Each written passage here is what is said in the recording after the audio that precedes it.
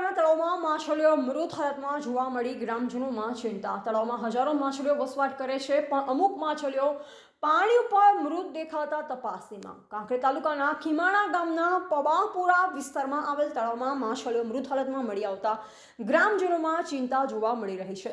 સ્થાનિકોના જણાવ્યા મુજબ આ તળાવમાં હજારોની સંખ્યામાં માછલીઓ રહે છે, પરંતુ છેલ્લા 2 દિવસથી અમુક માછલીઓ પાણીની સપાટી પર મૃત હાલતમાં તરતી જોવા મળી રહી છે।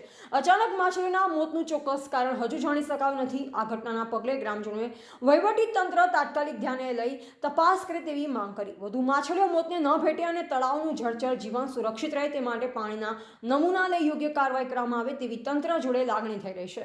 Reporter Ramjibhai Raygor, Banaskantha. Reporter Bhikhabhai Sipai, MD news, Palanpur, Banaskantha.